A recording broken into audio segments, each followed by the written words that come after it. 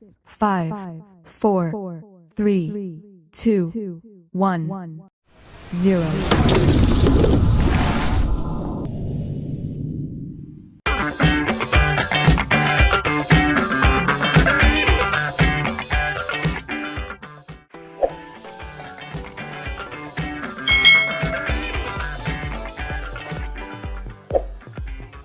Hai, selamat datang kembali di channel YouTube Kak Citra.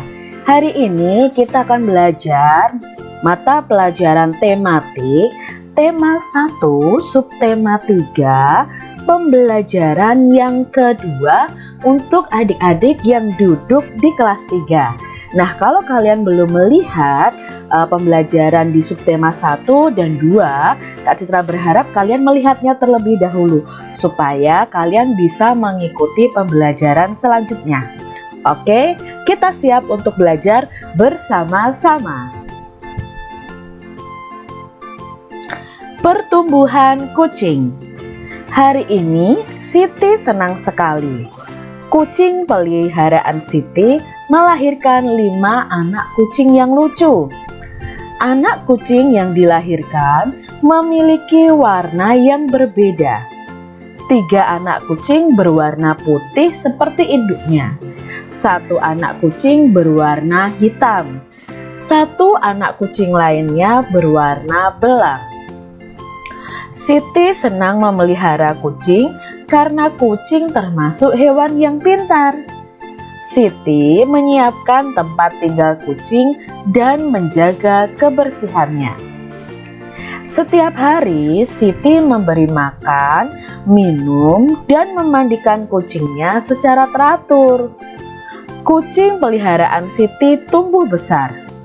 Kucing Siti mengalami pertumbuhan. Siti menyayangi dan menjaga hewan peliharaannya. Nah, ini adalah kucing yang dimiliki Siti. Jadi kucing ini memiliki anak ya, anaknya ada 5 yang warnanya berbeda-beda. Nah, Siti memelihara kucing ini dengan baik. Dia juga menyiapkan kandang atau tempat tinggal yang bersih juga untuk kucing-kucingnya. Di sini ada pertanyaan berdasarkan bacaan tadi adik-adik. Yuk kita bahas bersama-sama. Mengapa Siti merasa senang? Mengapa adik-adik Siti tadi merasa senang? Karena kucing peliharaan Siti melahirkan 5 anak kucing yang lucu. Jadi Siti merasa senang. Yang kedua, bagaimana cara kucing berkembang biak? Ayo, bagaimana cara kucing berkembang biak? Iya, dengan cara melahirkan. Kalau dalam pembelajaran yang kemarin kita sudah belajar tentang ayam ya. Kalau ayam itu cara berkembang biaknya dengan bertelur. Nah, kalau kucing ini dengan cara melahirkan. Lalu berapa banyak anak kucing milik Siti? Iya, ada 5 anak kucing. Ada berapa jenis warna anak kucing yang dimiliki Siti tadi? Ya, ada 3 warna. Nah, 3 warna itu yang 3 anak kucing itu warnanya putih ya, warna putih. Lalu 1 anak berwarna hitam dan 1 anak lagi yang berwarna belang. Jadi warnanya ada 3. Soal nomor 5. Apakah kamu suka memelihara kucing? Nah, untuk jawaban nomor 5 ini pasti berbeda-beda. Mungkin ada yang ya suka atau tidak ya, tergantung dengan kalian masing-masing. Apakah kalian suka atau tidak? Apakah kamu memiliki hewan peliharaan di rumah? Nah, ini juga jawaban nomor 6 ini pasti berbeda-beda. Mungkin ada yang punya, Kak aku pelihara burung, Kak aku pelihara ikan. Nah, mungkin ada yang tidak memelihara juga. Jadi pertanyaan nomor 6 ini pasti jawabnya berbeda-beda di antara kalian. Apa saja faktor yang mempengaruhi pertumbuhan kucing? Nah, kucing itu bisa bertumbuh. Itu faktor yang mempengaruhinya apa saja? Nah, ada makanan, minuman, tempat hidup atau kandang itu sangat mempengaruhi pertumbuhan kucing. Kalau kucingnya tidak pernah diberi makan, ya otomatis dia tidak akan tumbuh. Kalau kucingnya tidak diberi minum, ya otomatis juga tidak akan tumbuh dengan baik, ya. Kucing merupakan hewan yang berkembang biak dengan cara melahirkan. Kulit kucing ditumbuhi rambut. Kucing itu bernafas dengan paru-paru, adik-adik. Amati di sekitar sekolahmu atau di sekitarmu. Adakah hewan yang memiliki kesamaan ciri-ciri dengan kucing? Ayo, coba kalian bisa lihat di sekitar kalian, adakah hewan yang ciri-cirinya sama dengan kucing? Mungkin ciri-ciri di sini sama, berkembang biaknya dengan cara melahirkan boleh. Kalau ditumbuhi rambut juga boleh. Hewan apa saja yang seperti kucing? Nah, di sini Kak Citra punya nih contoh hewan yang berkembang biak dengan cara melahirkan seperti kucing tadi. Nah, ini sebagian kecil saja ya. Berkembang biak dengan cara melahirkan itu bisa disebut dengan perkembangbiakan vivipar. Nah, ada sapi, ada ikan paus, ada macan, ada kelinci, ada lumba-lumba, kambing, anjing. Itu contoh hewan yang berkembang biak dengan cara melahirkan.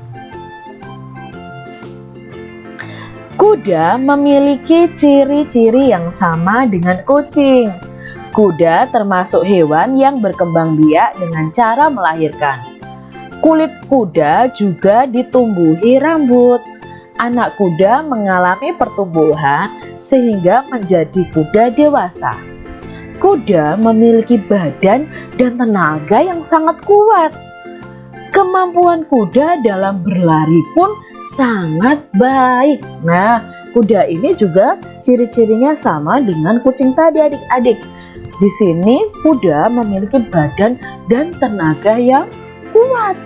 Kuda ini suka berlari kan adik-adik ya. Dia harus kuat. Nah, ketika melihat papan rintangan, dia akan melompat adik-adik. Nah, adik-adik bisa enggak melompat? Wah, ya, seperti kuda ini melompati suatu papan rintangan. Dapatkah kamu berlari dan melompat seperti kuda? Wah, saya bisa, Kak, saya bisa. Saya bisa berlari dan melompat seperti kuda. Wah, bagus adik-adik. Nah, sekarang kita mau belajar melompat seperti kuda tadi. Nah, caranya bagaimana, Kak? Ini gambarnya. Jadi, siapkan karet yang disusun adik-adik. Jadi, karet disusun sebagai pengganti papan lompatan. Beri tanda permulaan berlari dan melompat. Pilihlah 2 orang yang bertugas memegang karet. Nah, dari garis tadi, cobalah berlari lalu sampai di teman yang memegang karet itu, kalian harus melompat melewati karetnya. Nah, tinggi karet dapat ditambah sampai batas yang dapat kamu lompati. Jadi mungkin awalnya rendah dulu nih, temanmu merentangkan karetnya. Nah, kalau rendah kamu bisa melewati, dinaikkan ketinggian rentangan karetnya. Oh, kamu bisa melewati lagi, dinaikkan lagi. Nah, sampai batas kamu bisa melompati. Begitu adik-adik, ini cara bermain dengan karet yang disusun sebagai pengganti papan lompatan. Kalian bisa praktekkan ya di rumah kalian masing-masing ya. Sampai batas manakah kamu dapat melompat? Nah, apakah kamu dapat memperhatikan bahwa kemampuan setiap orang berbeda? Nah, adik-adik, saat kamu melompat tadi, kalau dengan temanmu, coba kamu lihat, oh, temanku mencapai ketinggian sekian. Aku ternyata lebih tinggi, temanku lebih rendah ternyata. ternyata nggak bisa melompat setinggi aku. Nah, itu berarti kemampuan setiap orang itu berbeda. Setiap orang mempunyai kemampuan yang berbeda-beda. Ada yang dapat melompat setinggi pinggang, juga kepala. Ada juga yang belum bisa melompat, adik-adik. Kita harus menghargai perbedaan kemampuan teman kita.